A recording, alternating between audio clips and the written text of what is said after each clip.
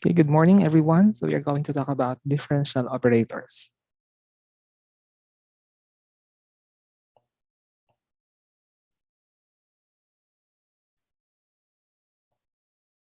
So you've learned about first-order differential equations. Now we will be talking about the solutions of higher-order differential equations. Pero bago yan, and let's learn about differential operators. Ano tong differential operator? So let me present to you the objectives of this lecture: to define and discuss the properties of differential operators. Second is apply the properties of operators in solving differential equations. Okay, so we define D as a differential operator. So basically, we are going to use a new notation to represent a differential equation. So gamit itong uppercase letter D as a differential operator. Now, when we say D or capital letter D times Y, this is equivalent to an ordinary derivative na dy over dx, or simply the first differentiation with respect to x. So when you see this kind of notation na d squared y is also written as an ordinary derivative of the second derivative of y with respect to x, or ibig sabihin lang nito is second differentiation with respect to x. Yan. And so on. So yan yung ibig sabihin nitong D. So instead of utilizing ordinary derivatives or prime notation in representing a differential equation, nagamit na tayo ng operator or differential operator. Now, there are several properties na ginagamit natin for dealing with equations na naka-D operator na format. So first property is if D denotes the operator which is a differentiation with respect to x, then the function f of D is written as, so take a look at this. So f of D equals a sub 0 times D or nth derivative plus a sub 1. Yan, tingnan lang ninyo.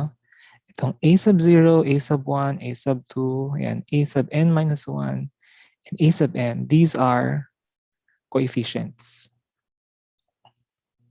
Okay, yung capital letter D naman, these are differential operators. Okay, so we call this f of D as a linear operator of order n, or differential operator of order n. Now, second property is,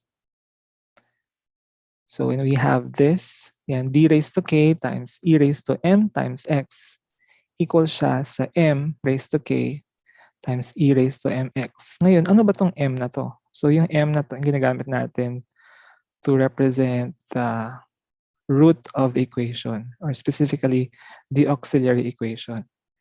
Say for instance, basta constant ito yan, we have this illustration. So if we have yan, d raised to 3, hindi ito yung parang d exponent niya 3, kundi ang ibig sabihin lang ito is third differentiation ni e raised to mx equals m cubed e raised to mx. Tandaan, ang m, nabanggit ko kanina, ito ay constant. Now, paano mo nasabi na yung d or third differentiation ni e raised to mx is equal to m cubed e raised to mx? Now, let's do this. So, tatlong differentiation daw yung na-undergo nitong e raised to mx. So, sa first differentiation, yan. So, what we will do is, we basically factor, tatlong beses kasi i-differentiate, no? So, set aside natin yung d squared and then differentiate e raised to mx. As we know, it follows some fundamental laws of operations sa algebra. Then here, differentiate e raised to mx will give us, anong gagawin natin? Kopyahin lang tong e raised to mx and then differentiate m times x with respect to x. and that is m. Kaya ito na yung result ng first differentiation nitong e raised to mx. Now, we still have two more differentiations. Ayan. So, copy lang natin to. Second differentiation of m times e raised to mx. And this will give us, the derivative of the first differentiation of m times e raised to mx. Copyhin lang muna natin yung m and then differentiate natin tong e raised to mx. So, in differentiating this, we copy e raised to mx, differentiate m times x with respect to x, it will give us m. So, m times m, we have m squared. And lastly, yan, differentiate m squared times e raised to mx. So, copy lang yung m squared since constant nga siya, and then differentiate natin si e raised to mx. And that is, copying e raised to mx, differentiate m times x. With respect to x, we have m. M times m squared, we have m cubed. So it simply shows, this property na d or kth differentiation of e raised to mx is equal to m raised to k times e raised to mx. Yan. Number 3. The property is f of d, as you can, if you recall sa previous natin na number 1 property, f of d is a polynomial representing the linear operator of order n. So f of d times e raised to mx is equal to e raised to mx times f of m. Ano ba tong f of m? F of m is the auxiliary function. So replacing d by m, where m is the root of the auxiliary equation na kapag inequate to 0 ito, so f of m is equal to 0, that is replacing d by m. Achieve natin yung f of m equal to 0. So, dahil nga yung f of m is equal to 0, this f of d times e raised to mx is equal to 0. So, please take note that the auxiliary equation is obtained by replacing d, ito nabanggit ko kanina, di ba? Replacing d by m in this linear operator na f of d. Okay, so that's property number 4. Another property is ito, d minus a, where a is a constant, and d minus a raised to n, or basically nth derivative of d minus a of this e raised to ax times y. Yung y represents the dependent variable. Yung x naman dito is the independent variable. So when you see this format, you can, mamaya pakita ko yung illustration nito. So this d minus a raised to n times, hindi pala times, nth derivative differentiation of e raised to ax y is equal to e raised to ax times the nth derivative or nth differentiation of y. So, paano nangyari yan? Let me show you. I'll just get a pen. Okay, so to illustrate this property, number 5, sige, say for instance, given tayo ng d minus a lang muna. Yan, raised to 1 times e raised to ax of y.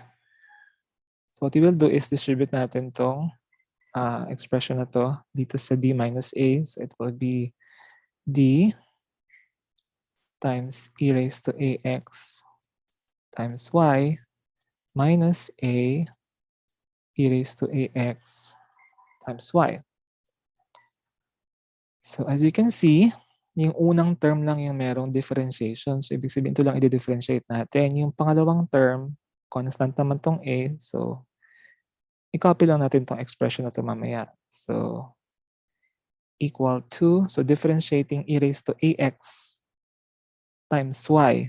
And with respect to x guys, so product rule, copyhin lang natin yung e raised to ax. Tapos differentiate natin yung y. So just put here d y or differentiating y, ganun lang yan, plus, yan, VDU, UDV plus VDU, no? So, copy naman yung y, differentiate natin yung e raised to ax with respect to x, and that is, yan, copy mo yung e raised to ax, differentiate mo yung ax, and that is a. Ito na yung derivative ni e raised to ax times y. So we just copied y. And then, the second term, copyhin lang natin, a e raised to ax times y. So what have you noticed? Itong second term natin, pareho sila na may a, may y, tsaka e raised to ax. So similar terms but different yung signs, we can cancel this one.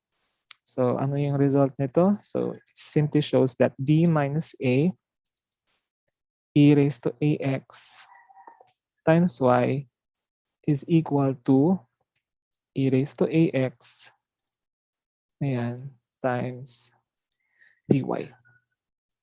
So, yan. Sa first differentiation lang yan. Kasi nabanggit dito, di ba, yung nth differentiation, yan, nth of d minus a times e raised to ax times y is equal to e raised to ax times the nth differentiation of y. Okay, sige. So, power of 1 pa lang yan. So, try natin if we raise this one to 2. So, d minus a. So, this is just to show you yung property number 5.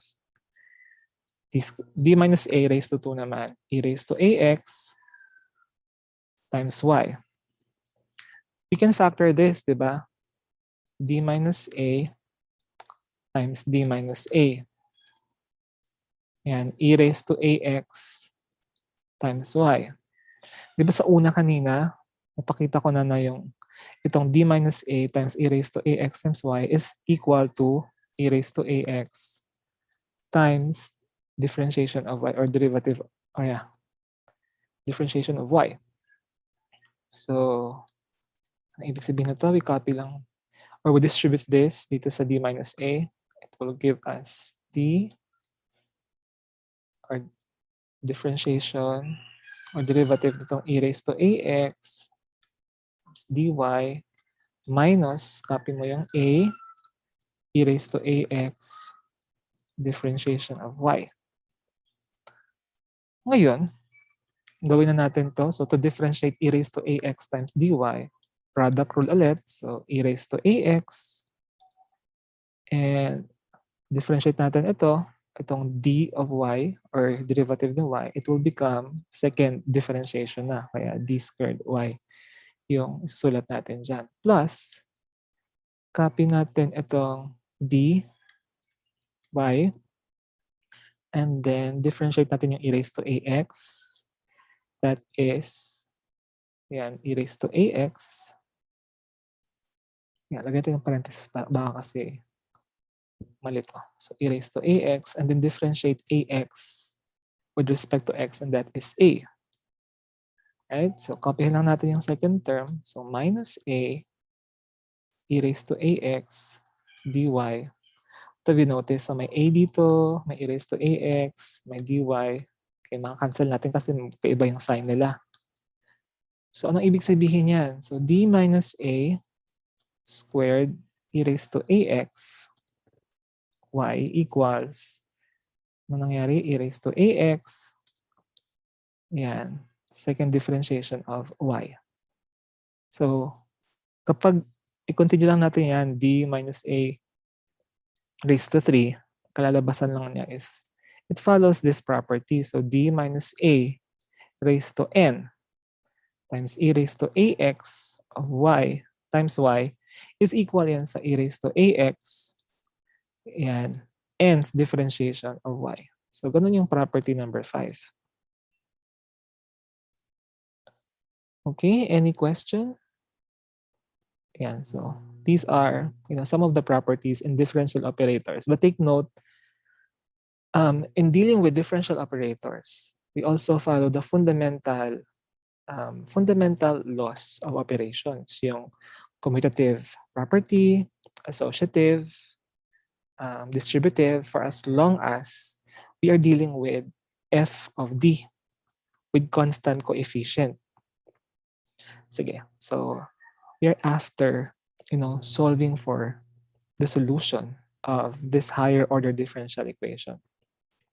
Now let me present to you the general linear homogeneous differential equation with constant coefficient. Okay. General linear kasi hindi lang siya limited sa first order na differential equation. So the form of a general linear homogeneous differential equation with constant coefficient is given by this equation, a sub 0, nth derivative of y with respect to x, plus a sub 1, and n minus 1 derivative of y with respect to x. Observe din nyo ha, bakit siya naging linear at homogeneous. Itong a sub 0, a sub 1, itong a sub n minus 1, a sub n, these are the coefficients. Now, nabanggit dito, constant coefficients. So yung a's, these are constant coefficients. Now, sabi natin na linear yung differential equation na to if yung dependent variable na involved, which is y in this case, at yung mga derivatives na nakikita natin ay degree 1. Diba? Naka-raise sa 1. Walang ano yan hindi yan wala ka naman makita na raise to 2 or raise to 3. So itong notation lang na to represents the nth derivative. Pero yung power or exponent ng bawat derivative na nakita mo, including its dependent variable, 1. Kaya masasabi natin na this is linear na differential equation. And also, so having this term na homogeneous, kapag naka-equate sa 0, itong ating left side of the equation na linear, yan kapag 0 yung nasa kanan mo, then that represents homogeneous na differential equation. Okay, provided na lahat ng mga derivatives na of degree 1, including the term na andun yung dependent variable, yun yung format natin na nasusundin. Tapos, these a's are constant coefficient. Kapag meron ng value dito sa kanan mo, like f of x, the function of the independent variable, hindi na ito masasabi na homogeneous. So this is called non-homogeneous na. So later na natin yung pag-usapan yung non-homogeneous. So sa ngayong topic natin, we'll be talking about homogeneous linear differential equation. Right? Sige, burahin ko muna siya. Sige, so ano yung magiging solution nito? So this form may also be written in compact form. Yan, yung solution nito, may mga several cases tayo na pag-uusapan or present sa inyo mamaya. So dahil sa medyo tricky or medyo mahirap tignan kapag ganito yung format, no? Or ito yung notation natin na ginagamit. Kaya doon na pumasok yung differential operator to simply write this equation or nth derivative, nth order na differential equation into this compact form. And f of d y equal to 0. So yung f of d is the linear operator. Ayan. Or linear differential operation. Naka-equate to 0. So basically, guys, pakitandaan, pag sinabi natin na f of d, ayan, y, ang ibig sabihin niya na y is your dependent variable. Kapag naka-equate to 0, this is linear homogeneous.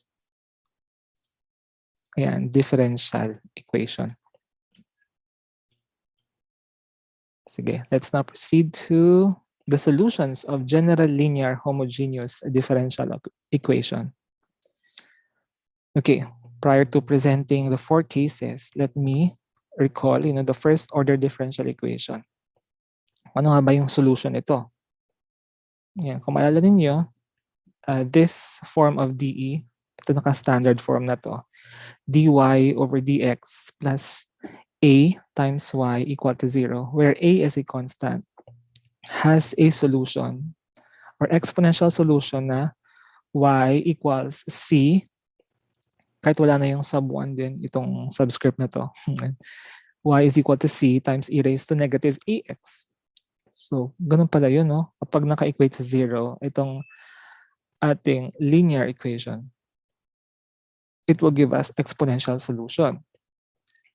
Paano nangyari yun, sir? And if you recall, di ba yung format natin ng linear, talaga, yan, dy over dx plus p as a function of x times y equal to q as a function of x. Right? Itong q as a function of x natin, 0 sa part na to. Kasi nga, homogeneous. So, first order pa rin naman ito. First order homogeneous na linear equation. Linear dahil sa yung degree nito is 1. Yung degree ng ating dependent variable is 1 as well. Now, if we're going to verify this one, bakit siya naging c times e raised to negative ax? Gamit yung technique natin na natutunan doon sa pag-solve ng linear equation. We determine the integrating factor, di ba? E raised to the integral of p as a function of x times dx. Dito, sa differential equation na to, ano yung ating p as a function of x? Yung p as a function of x dito is equal to a. Tapos yung q as a function of x mo dyan is 0. Solve mo natin yung integrating factor. So e raised to, yan, a is a constant. Lalabas lang natin siya. Integral of dx, it will give us e raised to a times x. This means that a differential equation given has an integrating factor na e raised to ax. Now, what do? We multiply this integrating factor doon sa ayan, dy over dx. Naka-standard form naman ito eh. A times y equal to 0. So multiplying this differential equation in standard form by an integrating factor, ayan, papadali na yung buhay natin, no? Ang magiging result lang nito, di ba, magiging exact na siya. So yung left member, based on sa naturo ko sa inyo last time, na shortcut sa pag-solve ng solution ng linear equation, yung left member is always equal to the product of the integrating factor times the dependent variable. Ano bang dependent variable natin?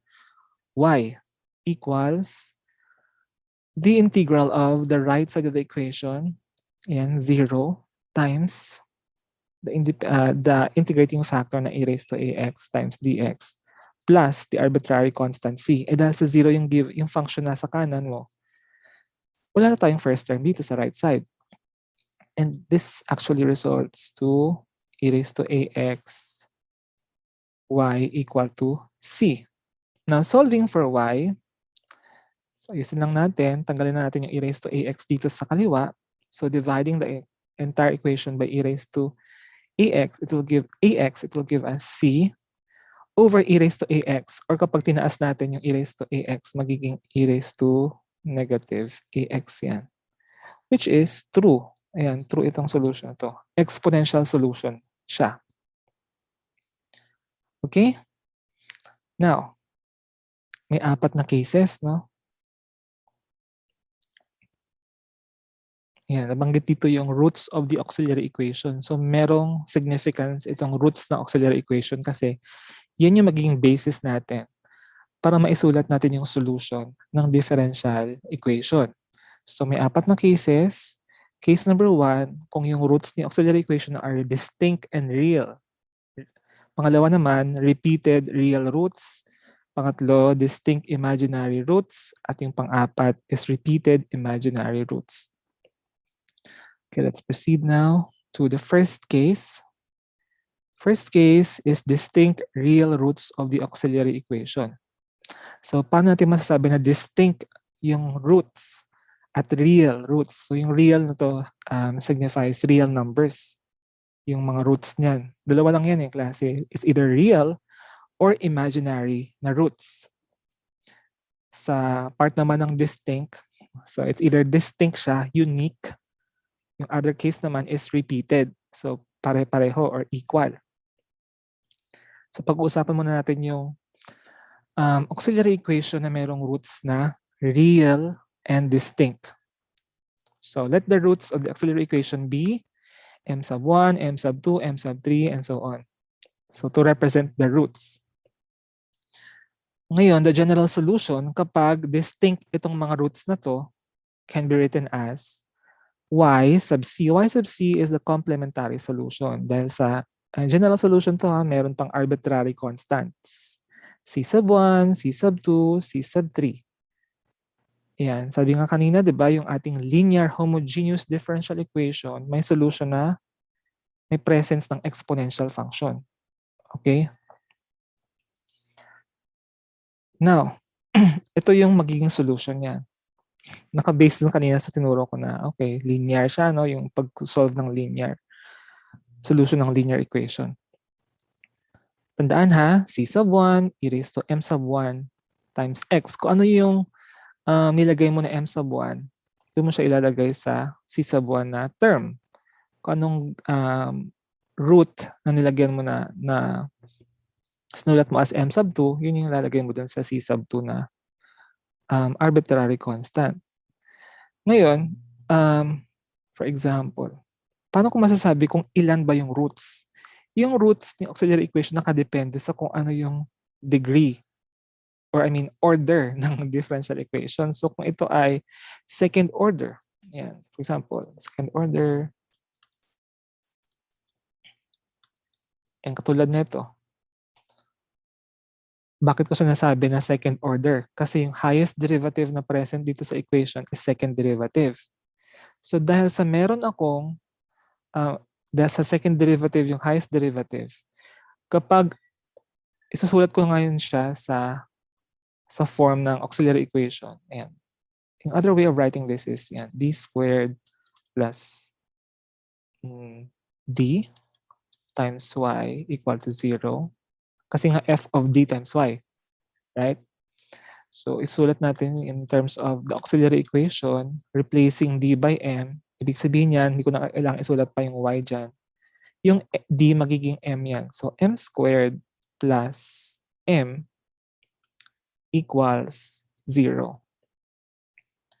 Ngayon, yung number of roots nakadepende sa kung ano yung order. At yung number of arbitrary constants nakadepende sa kung ilan yung roots na nakuha natin. So dahil sa ito ay second order, dalawa yung roots ni auxiliary equation, dalawa din yung arbitrary constants dun sa solution mo. So tandaan niyo ha, ganun yung magiging consider niyo sa pagsulat ng solution. Kung third order DE siya, tatlo yung arbitrary constants, tatlo yung roots na pinanggalingan. Okay? Kung fourth order siya, 4 yung roots ng auxiliary equation, 4 din yung arbitrary constants na dapat makita natin sa solution. Okay? Tandaan lang ninyo ha, arbitrary constant lang yan, tsaka exponential function yung makikita sa bawat term. Kapag distinct real roots yung na-obtain natin sa syempre sa pag-solve ng auxiliary equation. So katulad nito, m squared plus n, paano ko ba makukuha yung roots nito, sir? Edi, quadratic to, diba? So factor natin yung m, so magiging m plus 1 yan equal to 0. Meron akong dalawang roots, naka-product form na siya. Yung m, quit mo lang sa 0. Yan, isa sa mga roots nito is 0 na. The other root is yan, m plus 1 equal to 0. It will give me m equal to negative 1. So meron akong distinct na roots, 0 tsaka negative 1. Oh, so paano kayo niya isusulat, sir? So ikaw na bahala mag-assign kung yung m equal to 0 mo ba, that will be the value of m sub 1. Yung m equal to negative 1, yun yung value ng m sub 2. So pwede yung mag-interchange, walang problema. Since m sub 1 ko is equal to 0 and m sub 2 ko is equal to negative 1, my solution for this differential equation, guys, is, syempre, c sub 1 muna tayo. E raised to, ano yung value ni m sub 1? 0 siya, di ba? 0 times x is 0. Plus c sub 2, e raised to, ano yung value ni m sub 2 ko? Negative 1 times x. So, ganun lang yan. E raised to 0 is 1. Kaya, yung solution natin simplified to c sub 1 plus c sub 2 e raised to negative x. So, ganun lang. Hindi natin kailangan dito mag-integrate. We are going to deal with this auxiliary equation, then find for its roots gamit yung mga techniques na tutunan natin sa algebra, sa pag-factor. There are several ways to factor. Meron tayong factoring by grouping, factoring by synthetic division, factoring using the quadratic formula. Pwede rin yung gamit yung factor grid kapag quadratic yung equation, yung auxiliary equation. Okay, so this is the solution, the general solution of a differential equation having distinct real roots of its auxiliary equation. Case number 1. Now let's go to some examples. Number 1, solve the differential equation y double prime plus y prime minus 2y equal to 0. Yan, okay lang ba kayo dyan? Naririnig pa ba ako?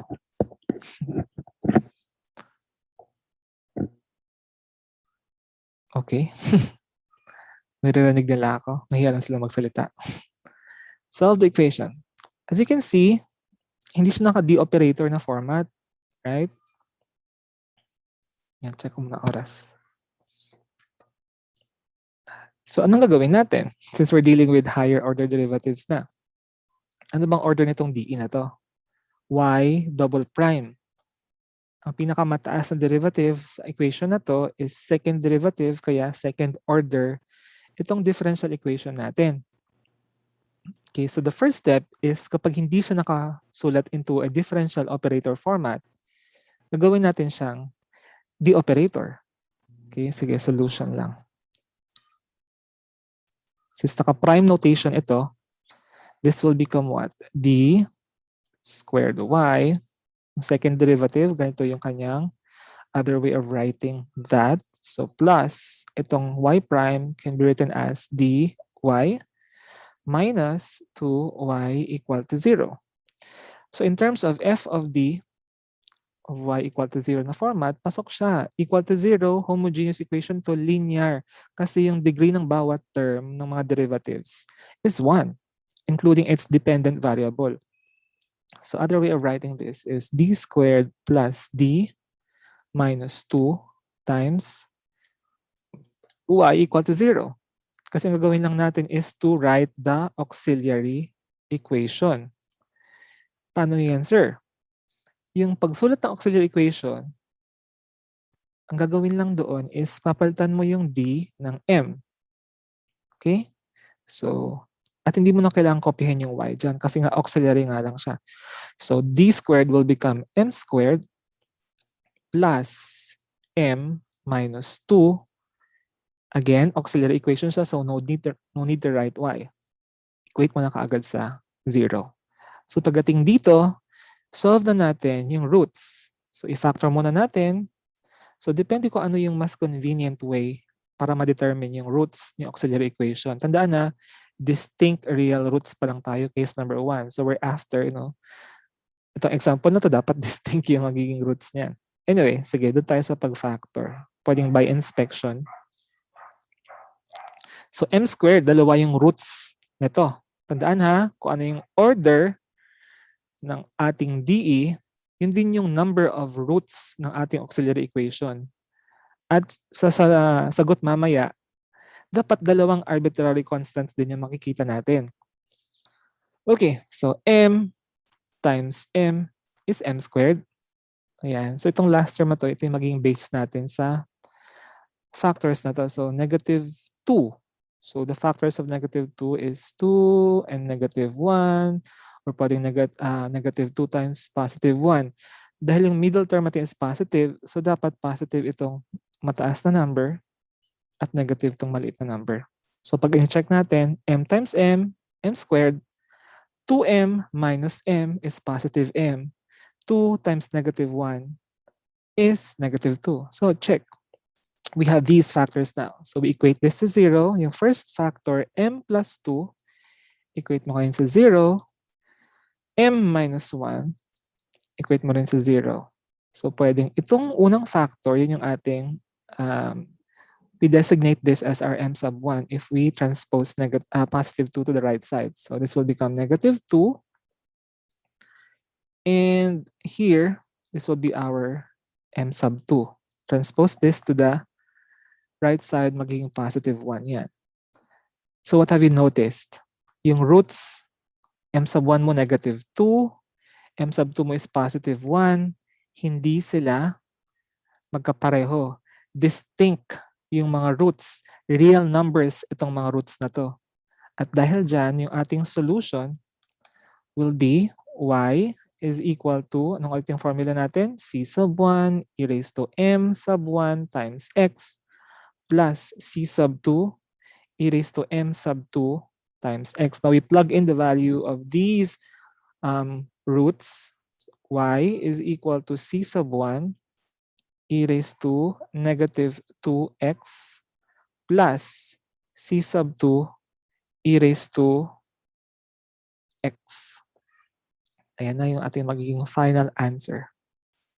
Ganun lang siya. Again, you can also have a solution na, kunyari ito naman, m sub 1 mo talaga is 1, tapos m sub 2 mo is negative 2. So okay lang din yun.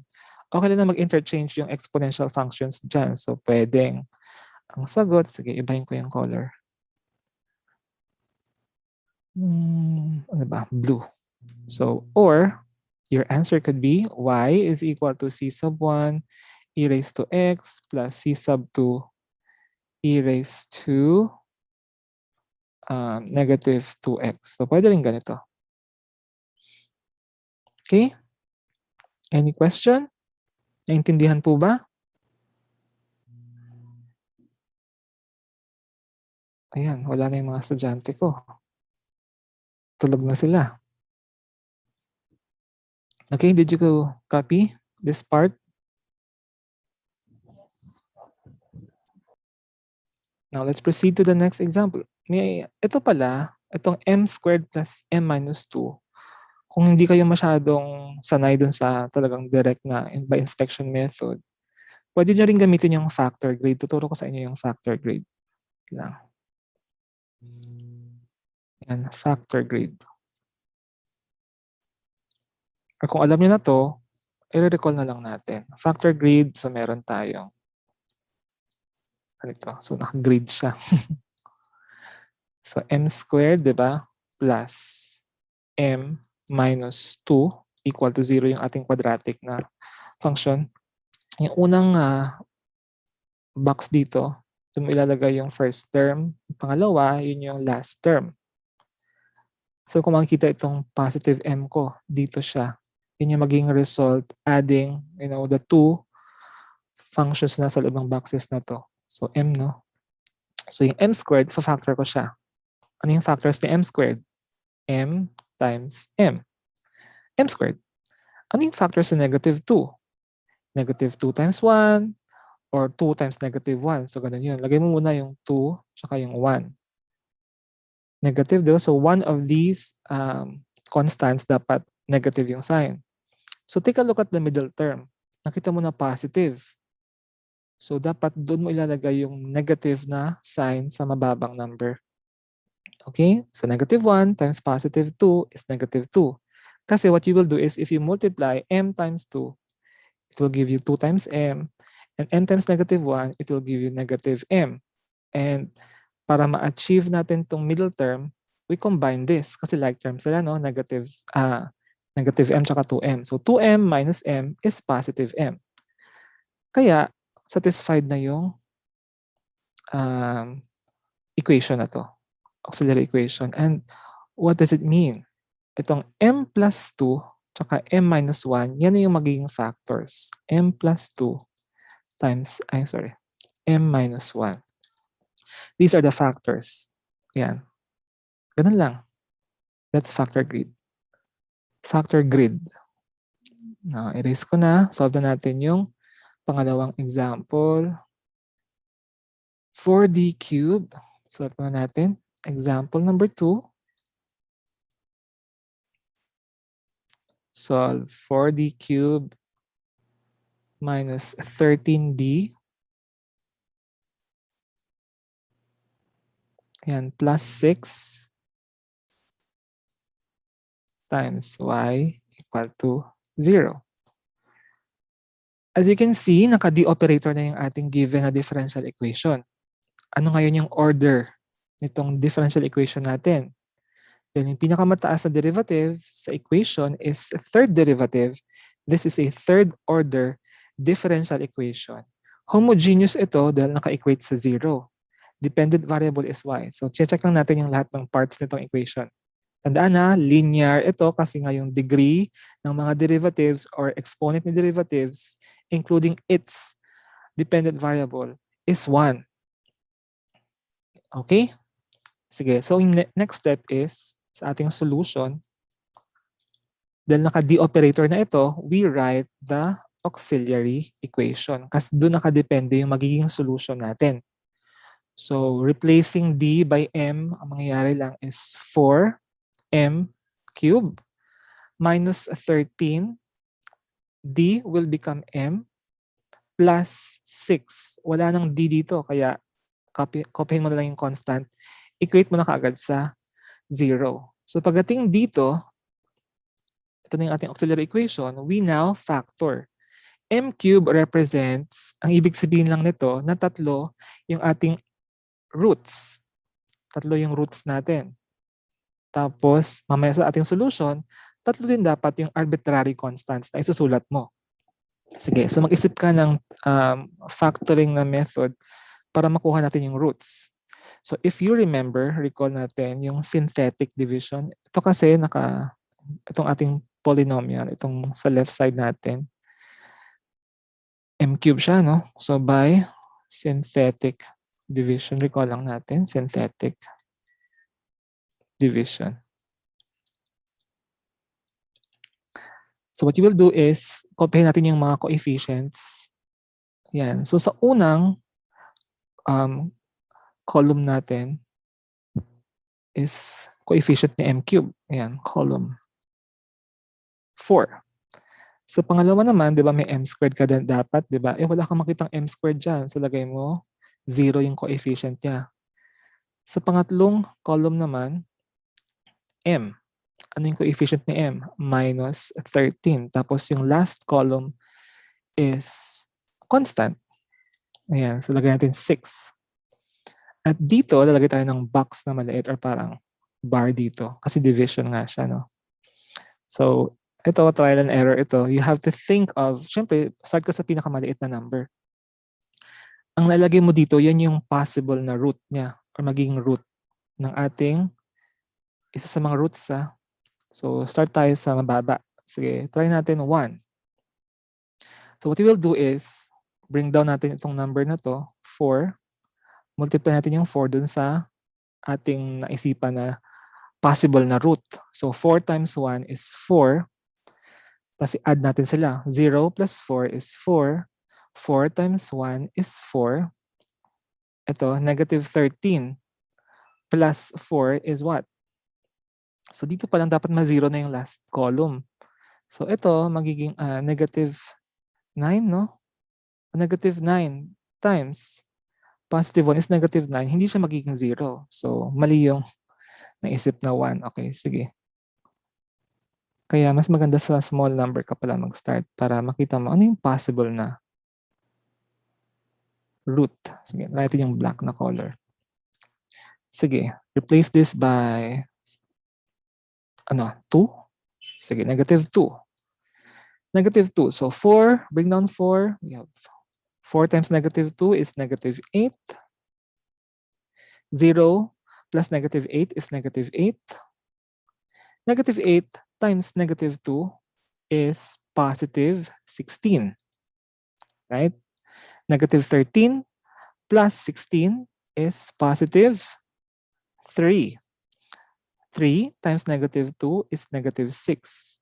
Ayan. So kapag naging 0 na yung last column natin, ibig sabihin itong nasa box, nasa bar na to, yun yung isa sa mga roots ng ating auxiliary equation. And itong result na to, yung 4, yun yung magiging coefficient na ni m squared.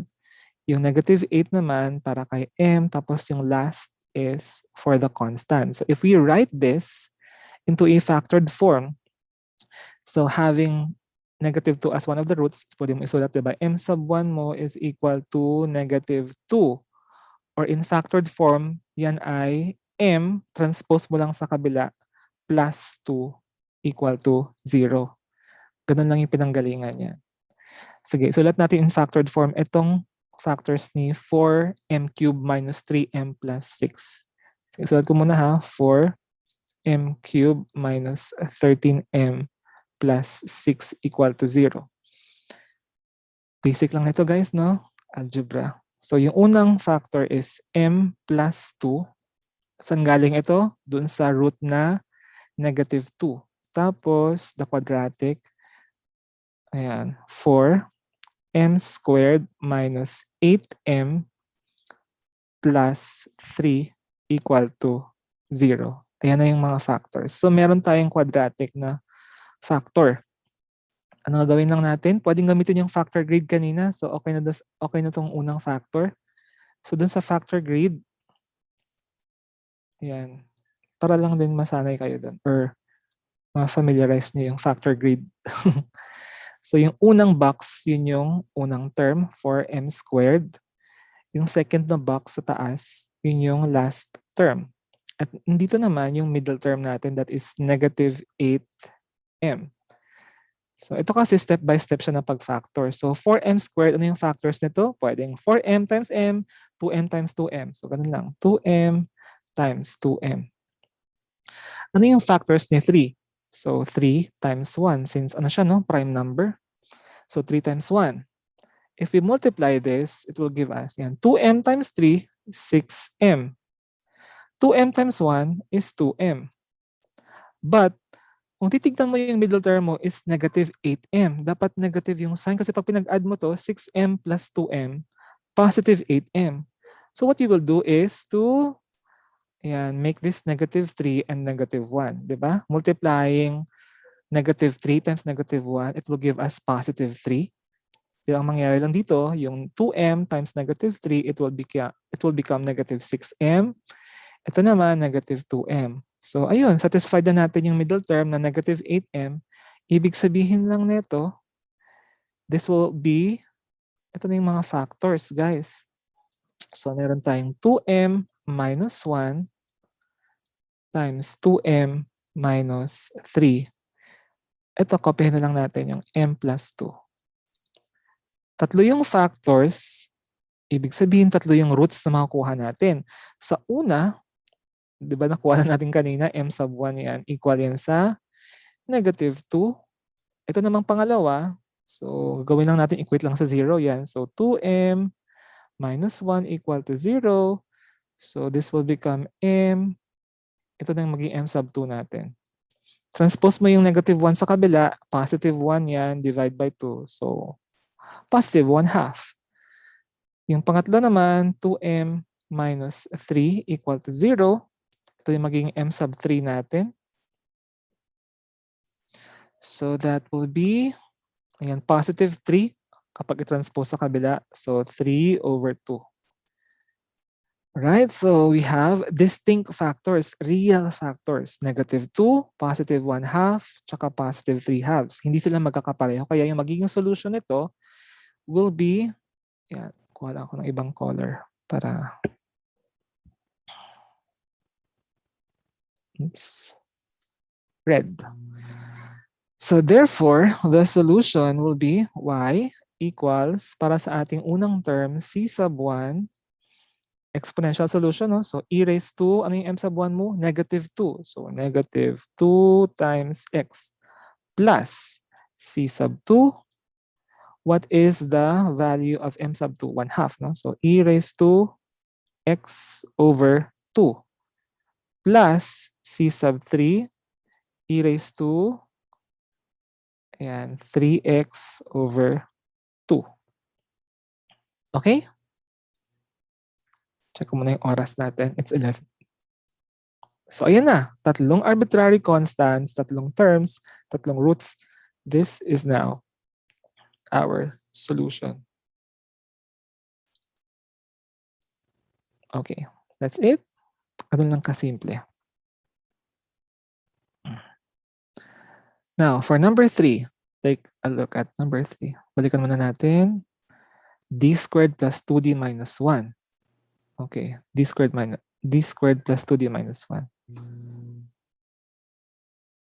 Ibahin ko lang yung color. So example number 3, solve natin ang d squared plus 2d minus 1 y equal to 0. So the first step is to put or to write the auxiliary equation. So ano ba yung ating auxiliary equation? Replacing d by m. So magiging m squared plus 2m minus 1 equal to 0. Now, sige, by inspection, ano kaya magiging factors nito? Kaya ba? 2m, oh. Negative 1 factors is 1. So, hindi pwede ng by inspection. So, gagamitin natin yung quadratic formula. Quadratic formula. So, recall niyo pa ba yung quadratic formula? Sige, sulat natin yung quadratic formula. Di ba yung coefficients na to, di ba? A x squared plus bx plus c. Recall niyo pa ba to? Yung pagkuha, so yung value ni x is equal to negative b plus or minus square root of b squared minus, ano nga ba guys? B squared minus 4ac over 2a. Tama? So dito, ayan, yung m natin, ito kasi dalawa kasi nire-represent na roots nito. So m, dalawa yan. So negative, ano yung b natin? 2. Plus or minus square root of, ano yung b squared? So 2 squared minus 4 times a mo is 1. Nag-gets diba? Itong titignan natin ha. Yan yung a is 1, b is 2, c is negative 1. Okay, so negative 1 all over 2 times 1. So yung roots natin, so negative 2 over 2 plus or minus. So dito, okay, what have you noticed? So 4 plus 4. Sulat natin. 4, ayan. 4 times negative 1, ayan, positive na to. So 4 plus 4 is 8. So square root of 8 over 2. Pwede pa itong ma-factor guys, oh, or ma-simplify yung square root of 8. Square root of 8 is what? 4 times 2. So square root ni 4 is 2. So this will become what? Negative 1. Ito na. So plus or minus 2 square root of 2 over 2. Makancel na yung 2. So the answer is negative 1 plus or minus square root of 2. Okay, ano yung ibig sabihin yan, sir? Dalawa yung roots ko. Ano yung first root ko? M sub 1 is negative 1 plus square root of 2. Yung pangalawang root ko naman is negative 1 minus square root of 2. Okay? So, yan. Distinct yung roots ng ating auxiliary equation. So, what does it mean? Ano yung magiging solution natin? So, therefore, the solution is y equals c sub 1 e raised to the first root negative 1 plus square root of 2. Ayan, times x lang natin to.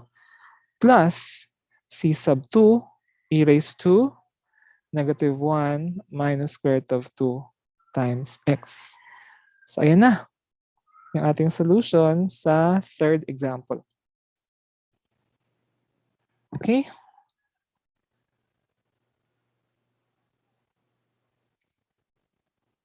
Nakuha na, guys? May questions ba? So we're able to recall or to refresh ourselves with yung factoring. Yung unang ginamit natin is by inspection, including yung factor grid. Yung pangalawa naman is by synthetic division. At itong pangatlo is using quadratic formula. Ano pa? So hindi tayo nag-integrate dito, no? So ginamit natin yung factoring para ma-determine yung roots ng auxiliary equation, and then, once na makita natin na distinct yung roots, yun lang, simple lang yung solution nito. Okay? Taas kamay ng nagigets. React button. Okay. Since tahimik ang lahat, I think we can proceed to the next case. Naintindihan na nila. Yan. May time pa naman tayo, so present ko lang to. The next case is repeated real roots of the auxiliary equation. So if the roots of the auxiliary equation are repeated, so kapag nag-equal yan sila, say for instance, di ba yung tatlong roots, si m sub 1, si m sub 2, tsaka m sub 3, the same lang yung value nila, equal, nag-repeat. Then this is how we write our solution. So y sub c is equal to c sub 1 times x. Yan na, meron ng presence ni x. Pero yung unang term, x raised to 0 times e raised to m times x plus c sub 2 x raised to 1 times e raised to mx plus c sub 3 x squared e raised to mx plus, and so on lang yun guys ha. So basically yung presence ni x dyan, for example, tatlo yung roots. Okay? So yung makikita mo na x doon sa solution is yung pinakamataas na power ni x is 2. Kung 4 naman yung roots, pinakamataas na power ni x is 3. So minus 1 ka lang doon sa exponent. Okay? So k minus 1. Example na ba? Sige. Ano muna tayo? Try lang natin. Pero saan ang galing ba to, sir? Okay, ito guys. Diba? D minus, for example, D minus A squared, okay, times y equal to 0.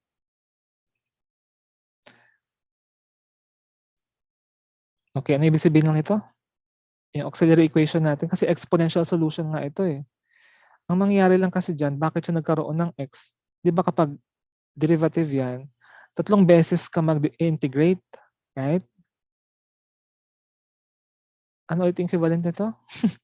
Dun sa property kanina, if naalala ninyo. Anyway, sige. Ano ko na lang muna. Auxiliary equation tayo. So this will become what? M minus A squared equal to 0. So ano ibig sabihin nito, sir? Na yung M mo is equal to A. Dalawang beses siya nag-repeat. Okay. So how do you write your solution? So it will become y is equal to c sub 1. May x ka na kagad dyan. Ayan. Pwedeng mauna yung x or pwedeng nasa dulo yung x. Tandaan ha, degree 2. So c sub 1 e raised to, ano yung value ng ating auxiliary equation? Root niya is a. So ax plus c sub 2, wala ka ng x na ilalagay dyan. E raised to ax. Or, mauna muna yung y is equal to c sub 1 e raised to ax. Okay? Plus c sub 2, may x ka na ilalagay dyan, e raised to ax. Or you can factor out na yung e raised to ax dyan. Y is equal to e raised to ax times y ay c sub 1. Ba't may y akong lalagay? C sub 1 dapat. Ayan, sige. C sub 1 x plus C sub 2. Ganun lang yan. So meron ka ng presence ni x.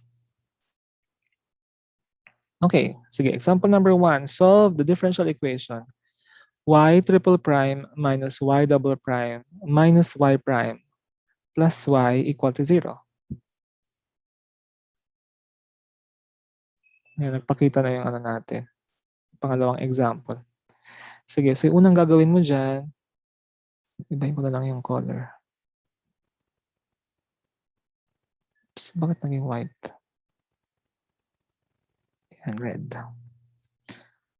So you write first into a differential operator format. So d cubed minus d squared minus d plus 1 and times y equal to 0. Okay. So right now, the auxiliary equation, f of m is equal to 0. So this will become m cubed minus m squared minus m plus 1 equal to 0. So m cubed, ibig sabihin, tatlo yung roots ng auxiliary equation. So factor na natin. Ano yung gagamitin natin? So try natin yung factoring by grouping. So i-group natin yung first two terms, m cubed minus m squared minus, yan, yung pangalawa naman, so m minus 1. Naglagay kasi ako ng parenthesis kaya filter out ko yung negative na sign. Kaya ito yon. Sa unang dalawang terms, itong unang group pala na to. So common yung m squared. So we can factor out m squared. So anong meron dito? So m minus 1 yung natira na factor. So m minus 1. Tama? No. Equal to 0. Dahil common na ngayon si m minus 1. So factor out mo si m minus 1. And ang matitira sa unang term is m squared. Sa pangalawang term is 1 or minus 1 equal to 0. So yung unang factor natin is m equals, yan, m minus 1 equal to 0. Ganun lang yun. So magiging m sub 1 mo is equal to positive 1. How about dun sa pangalawang factor, m squared minus 1? So yung m squared minus 1 equal to 0. If you transpose this, yan, itong negative 1 sa kabila, m squared is equal to positive 1. And take the square root of both sides. Dalawa yung value ni m dito ha. So m is equal to plus or minus 1. Kasi square root na, no? Ano napansin nyo? May positive 1 dito, tsaka may negative 1. So ibig sabihin, m sub 1, tsaka m sub 2 mo is equal to positive 1. Tapos yung pangatlong root mo naman is negative 1. Dalawang roots yung nag-repeat or pareho. Tapos isa namang distinct. So how do you write the solution? Yeah, medyo tricky to kasi combination siya ng distinct tsaka ng repeated. So dahil dalawa lang yung nag-repeat na roots, hindi lahat ng tatlo pare-pareho. Yung ating magiging solution dyan is, sige, proceed tayo sa next.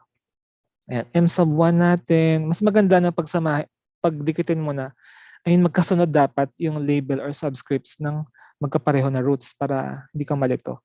So m sub 1 mo tsaka m sub 2 mo is positive 1. Tapos yung m sub 3 mo naman is distinct. So negative 1 siya. This is how you write your solution. So y is equal to, para sa unang term, c sub 1. Mas maganda, i-factor na natin yung exponential function. So e raised to ax. Ano yung a mo? 1. So x lang siya times c sub 1 plus c sub 2 x. Ganun yung magiging representation ng ating solution kapag yung roots ay pareho. Plus lang natin yung pangatlong root na c sub 3 times e raised to negative x. Napansin nyo walang x dito kasi nga distinct siya. Okay? Yung presence nitong x na to, ibig sabihin, nag-repeat ng dalawang beses yung roots natin. So tama lang din naman. Kapag may nakita kayo, guys, na kunyari x squared, dun sa sagot, c sub 1 x squared plus c sub 2 x plus c sub 3, ayan, times e raised to ax, for example. Ang ibig sabihin lang nito na tatlong beses nag-repeat yung root na a na yan. Ganun lang ibig sabihin. So katulad nito, tama lang din kasi nga m cube. M cube, tatlong roots, third order yung pinanggalingan, tatlong arbitrary constants. Okay? So yan lang yung dapat niya, observe ninyo sa pagsulat ng solution. Okay, number 2 naman, so 4d raised to 4, medyo mahaba siya, so pwedeng gamitan natin ito ng synthetic division. So observe mo din kung ano yung applicable or appropriate na method sa pag-factor. Sige, try natin yung example number 2. May time pa ba tayo? Yan, meron pa tayong time. 4d raised to 4. Oops. Ayan, example number 2 is 4d raised to 4. Ano nga ulit guys? Pakidictate. Minus 4d cube.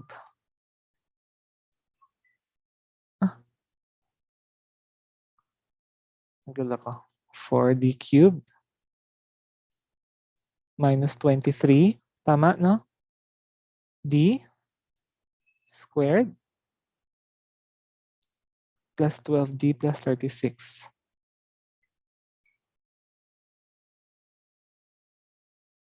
Plus 12d plus 36. Ayan.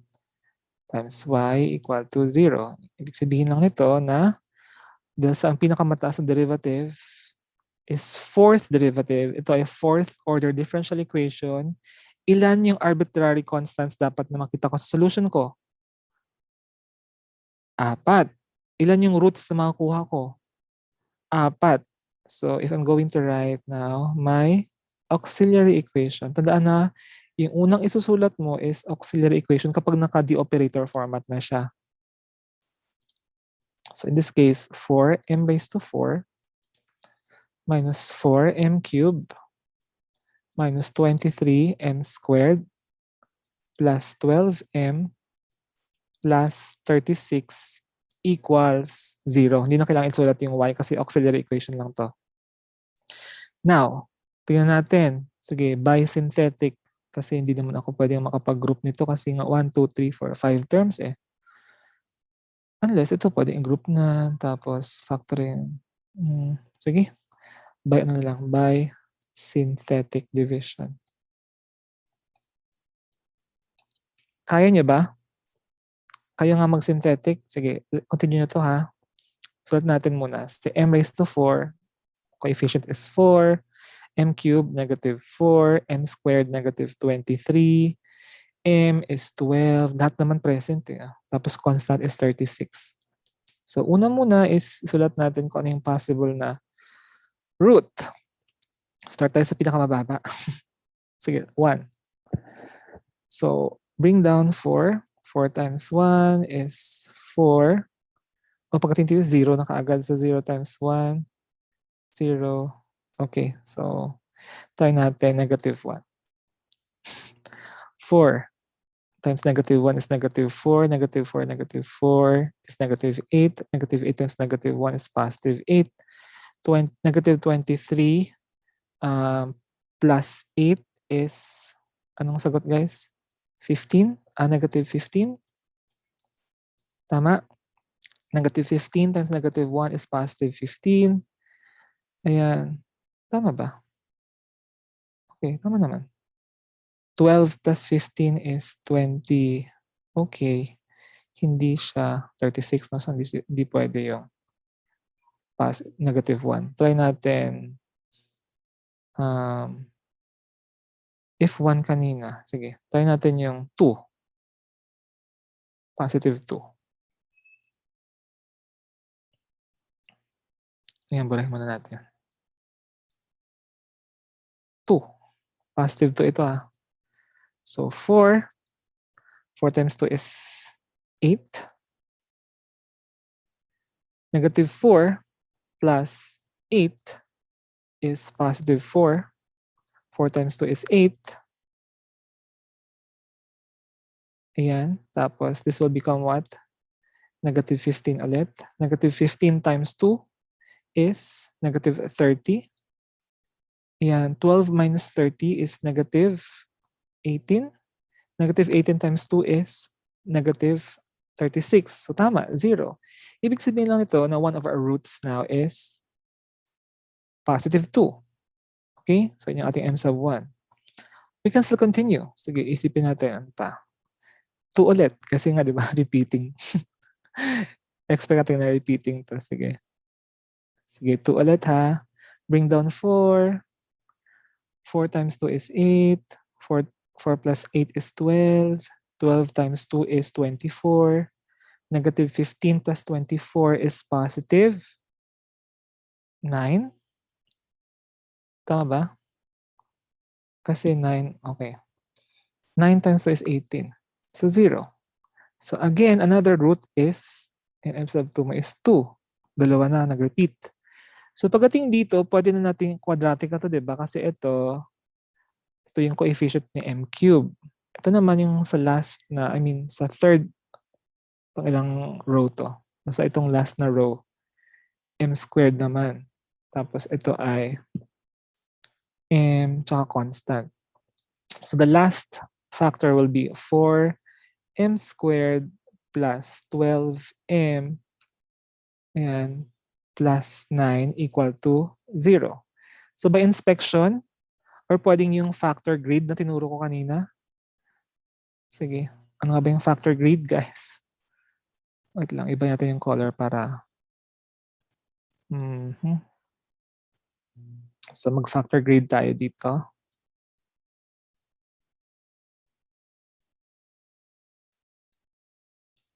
Unang box, yung first term, 4m squared. Yung last term is 9.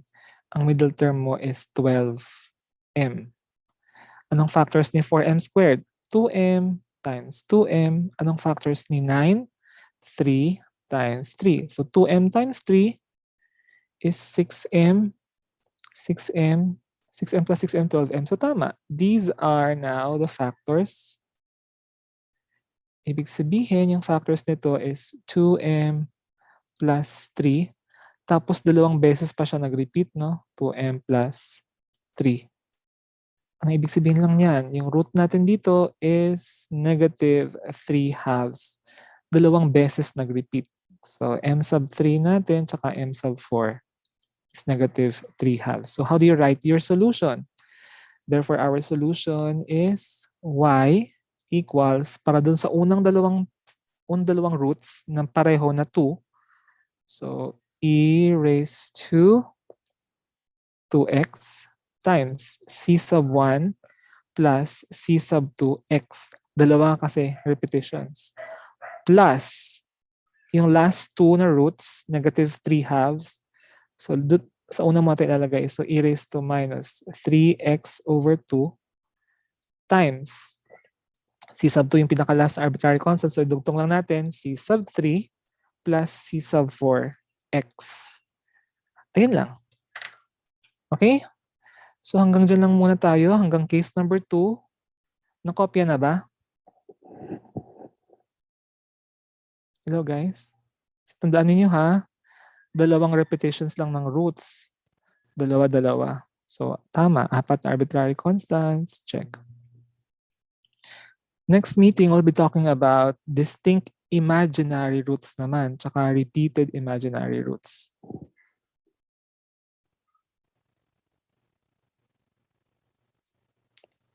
Okay.